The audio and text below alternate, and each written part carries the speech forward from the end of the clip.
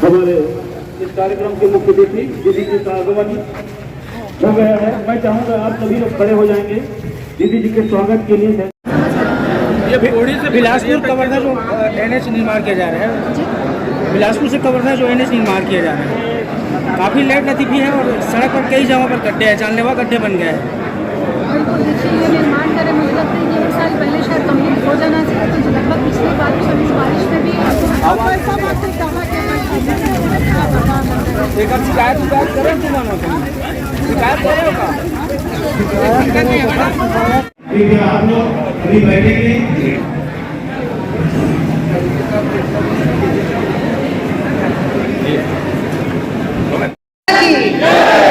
छत्तीसगढ़ मातारी की, सरस्वती मैया की, अपने अपने गुरुओं की।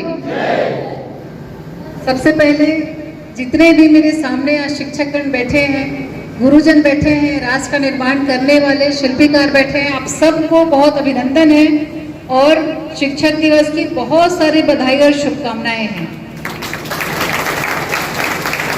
ऐसे ही शिक्षक दिवस का कार्यक्रम 5 सितंबर को होना था और 5 सितंबर चूंकि झारखंड प्रवास में थी, मैं वहाँ के चुनाव का प्रभार मिला था, तो 5 सितंबर को वहाँ शिक्षक दिवस मनाने का अवसर मिला। लेकिन उस दिन लगातार अपने क्षेत्र को याद कर रहे थे, क्योंकि मुझे लगता है कि पिछले 4-5 साल में कभी मेरे माध्यम से या कभी आप लोगों के माध्यम से, कभी अन्य कार्यकर्ताओं के माध्यम से कहीं ना कहीं शिक्षक दिवस में मुझे शिक्षकों का सम्मान करने का सुनहरा अवसर मिला है।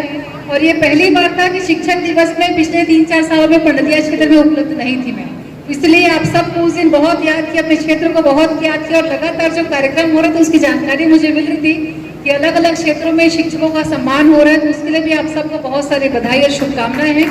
और कल वापस आना हुआ मेरा झारखंड से और सबसे पहले कार्यक्रम दिमाग में ये था कि जैसे ही पंडरिया पहुंचूंगी सबसे पहले शिक्षक दिवस का कार्यक्रम करना है। और आप सबको, सब गुरुजनों को अपने बीच पाकर बहुत खुशी हो रही है, क्योंकि जैसा कि अभी धर्म भाई ने बताया, बहुत सही बात कही, डीओ साहब ने कहा, बहुत सही बात की कि शिक्षक जो है वो एक कुम्हार जैसे होते हैं।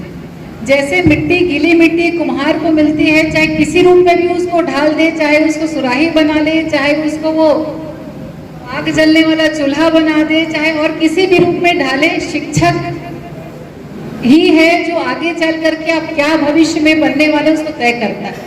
तो इसलिए ऐसे शिल्पकार मेरे सामने बैठे हैं और आज के शुभ अवसर पर मैं अपने गुरुजनों को भी इस मंच के माध्यम से प्रणाम करती हूँ, जिन्होंने मुझे इस लायक बनाए हैं कि मैं आप लोगों का सम्मान कर सकूं और इस मंच में आकर के अपनी बात रख सकूं।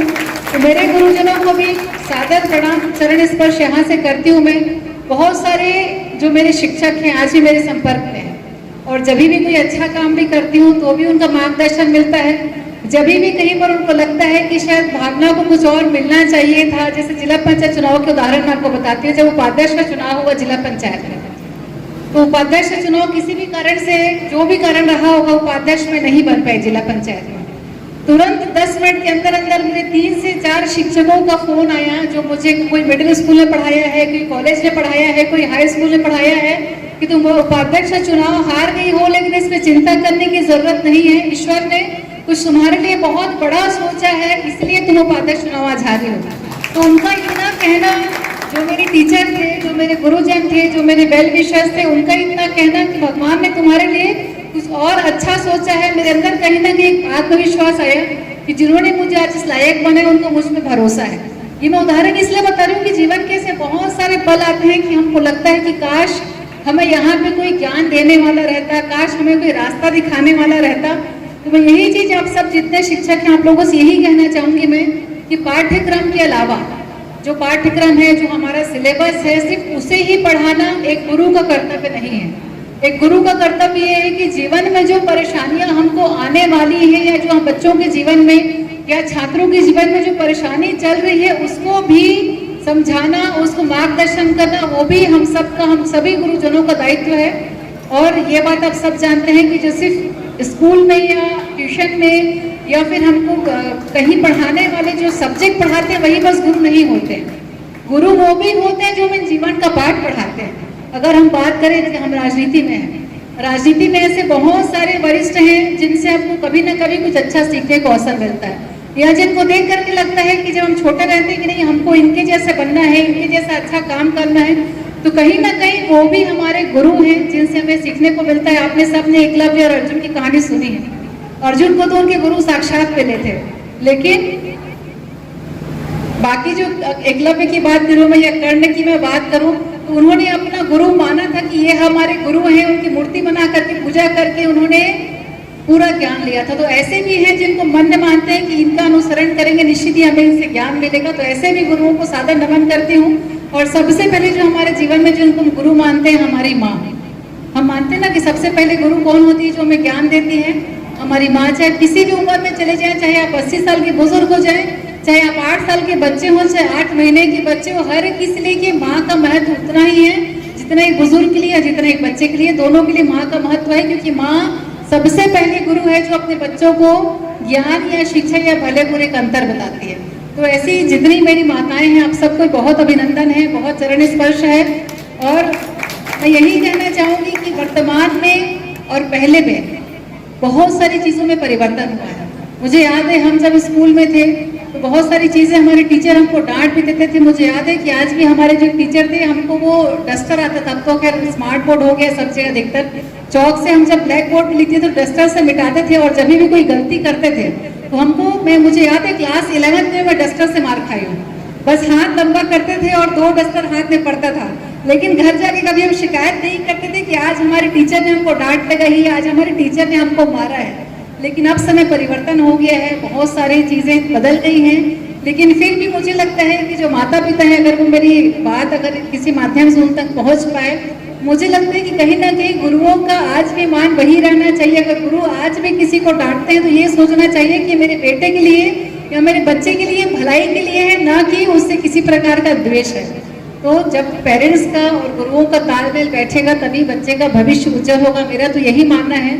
और ऐसे सुनहरे अवसर पर मुझे बहुत खुशी है कि आपका सम्मान करने का मुझे अवसर मिल रहा है। मेरा स्वागत यहाँ पर आज पूरे मंडल की टीम और हमारे धर्म भाई करवा रहे थे। मैंने बोला भी, मैं बोली आज मैं स्वागत करने आई हूँ, स्वागत कराने नहीं आई हूँ। इसलिए स्वागत की कड़ी को थोड़ा सा शॉर्ट कर दें। और जिनके स्वागत के लिए जिनको यहाँ पे आज बुलाए हैं उन सबका स्वागत ज्यादा जरूरी है। वैसे भी काफी समय से आप लोग बैठे हैं, तो आप सबको वापस से अभिनंदन करते हुए यही कहना चाहूंगी कि आप लोगों के द्वारा पढ़ाए हुए जितने बच्चे हैं, जितने छात्र छात्राएं हैं, ईश्वर करे उन सबको अपने जीवन में मिले और न सिर्फ पद में बल्कि एक अच्छे व्यक्तित्व का निर्माण आप लोग करें।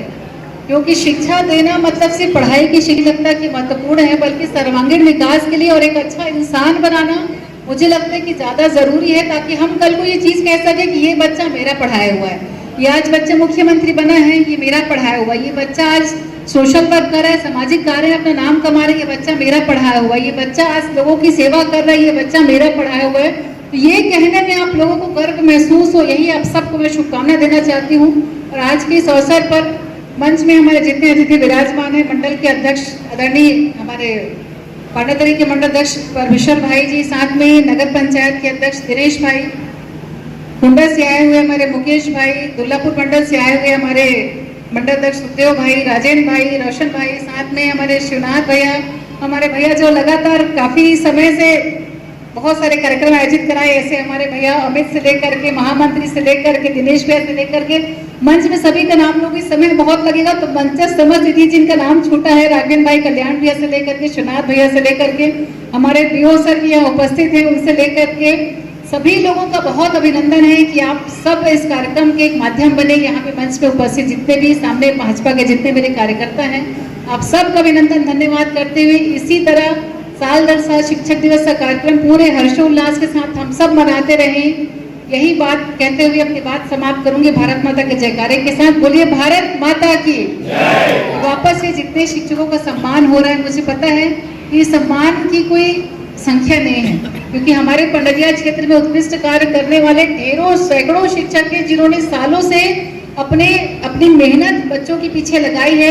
लेकिन चूंकि कुछ संख्या निर्धारित करनी पड़ती है, वो मजबूरी है, इसलिए कुछ संख्या यहाँ पर चयन किया गया। लेकिन इसका मतलब ये नहीं है कि जो शिक्षक छूट गए हैं वो किसी प्रकार से उनके सम्मान में कोई कमी है। जो शिक्षक छूटे हैं उनको भी मैं दोनों हाथ जोड़ के अभिवादन करती हूँ, धन्यवाद करती हूँ। और आप सबके दीर्घायु और आपके पढ़ाए हुए बच्चे बहुत ऊंचे स्थानों पर जाए, यही शुभकामना के साथ आप सबका अभिनंदन करती हूँ, धन्यवाद करती हूँ।